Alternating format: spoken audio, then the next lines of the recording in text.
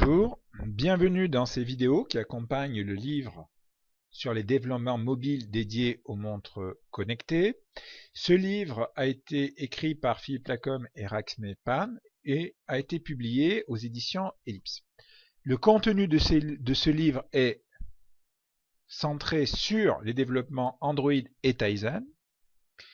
Dans le contenu de ce livre, on apprend en particulier à programmer les montres proposées par Samsung ou Sony, et on va rappeler les fondamentaux liés à la programmation de ces différents objets. Nous sommes des auteurs qui venons du monde universitaire. Nous avons publié déjà chacun des livres dans la collection Ellipse, mais aussi dans d'autres collections, et nous sommes des enseignants-chercheurs de l'université actifs dans des domaines de recherche variés qui vont des web services jusqu'aux problèmes d'optimisation. Vous pouvez, si vous le souhaitez, nous retrouver sur les pages auteurs du site Amazon. Vous trouverez sur ces différentes pages une courte présentation de nos travaux et de nos ouvrages pédagogiques, que ce soit en ce qui concerne Philippe Lacombe ou Raxme Pan. Nous vous souhaitons une très bonne lecture du livre et nous espérons que vous trouverez dans les différentes vidéos les réponses à vos questions et que ces vidéos vous aideront à approfondir le contenu du livre. À très bientôt.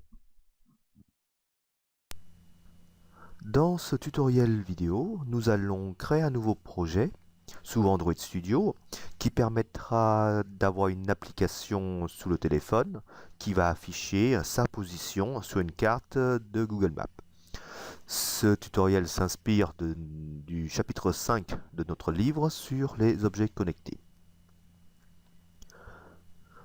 Donc commençons par créer le projet.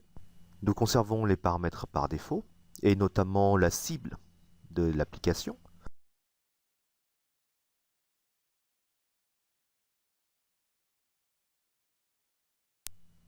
Une fois le projet généré, comme ici, nous allons nous occuper des autorisations à donner à l'application. Notamment l'autorisation d'accéder, enfin d'utiliser la localisation et l'autorisation d'accéder à Internet pour afficher la position sur une Google Map. Ensuite, comme d'habitude, nous supprimons le message par défaut Hello World et nous allons commencer à créer l'interface graphique.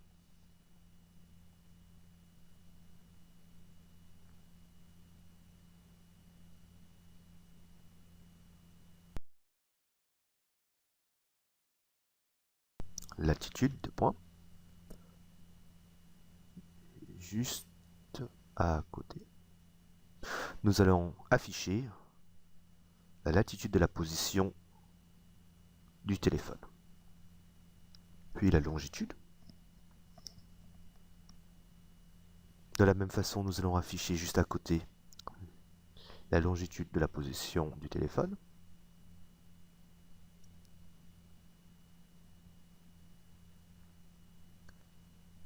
Puis une autre information intéressante, c'est le nombre de satellites qui est utilisé pour géolocaliser le téléphone.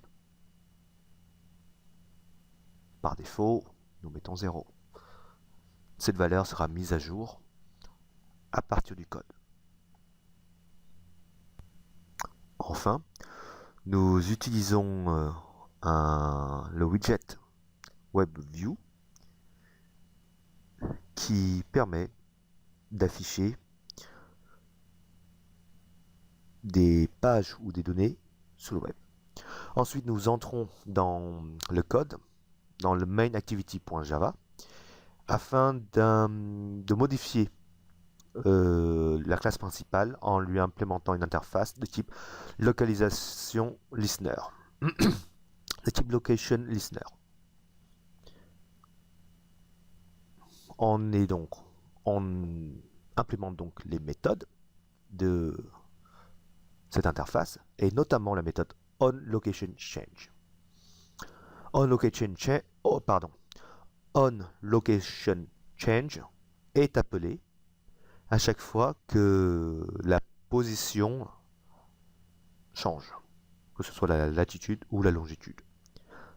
De ce fait, c'est cette méthode que nous allons modifier pour afficher notre position. Tout d'abord, nous initialisons les différentes variables qui seront utilisées par la suite. Ce sont ces variables-là qui seront reliées à l'interface pour pouvoir mettre à jour l'interface. C'est pour cela que nous voyons les plusieurs TextView et le WebView. Ensuite, dans onCreate, nous relions ces variables aux éléments de l'interface. Par exemple, la variable nombre de satellites TextView est reliée au TextView 6 qui, sur l'interface, est le TextView qui va afficher le nombre de satellites. Voilà. Bon. Je fais quelques imports pour pouvoir utiliser contexte. Maintenant que la relation avec l'interface est reliée, nous allons par la suite pouvoir modifier cette interface, donc modifier les valeurs qui sont à l'intérieur des TextView, notamment, et du WebView. Il est important de modifier onStart et onStop pour pouvoir démarrer et mettre en pause la localisation, l'utilisation du capteur GPS. À présent, nous allons modifier la méthode onLocationChange. Cette méthode, je le rappelle, est appelée lorsque la position du téléphone change. Donc, on commence par récupérer la latitude, la longitude, ainsi que le nombre de satellites utilisés pour les avoir. Tout cela, ce sont des méthodes prédéfinies. Une fois que ces valeurs sont récupérées, nous les affichons dans les TextView de l'interface à travers la méthode setText de nos variables de type TextView. Bon, il y a quelques manipulations sur les chaînes de caractères en se restreignant à seulement 6 caractères. Ensuite, nous venons de coller une vingtaine de lignes qui permettent d'afficher la valeur dans le WebView. Pour pouvoir se connecter et récupérer les valeurs sur Internet et ensuite afficher dans le WebView, nous avons besoin d'un nouveau thread, ce qui explique le nouveau thread que nous venons de créer. Et par exemple, cette URL est utilisée pour générer une carte Google Maps sur laquelle il y aura un indicateur sur la position courante. Comment cela fonctionne? Nous allons copier cette URL et faire la démonstration à travers tout simplement un navigateur web. Pour cela, il faut bien sûr adapter certaines valeurs. Donc, je vais modifier cela en remplaçant coordinate par les valeurs de la latitude et de la longitude. Donc je veux que ma carte Google Maps soit centrée sur le premier coordinate et qu'il y ait un marqueur sur le second coordinate. Alors, voilà. Donc la carte sera centrée sur ces coordonnées et il y aura un marqueur sur ce point central, sur cette coordonnée. Je copie et je colle cela dans un navigateur.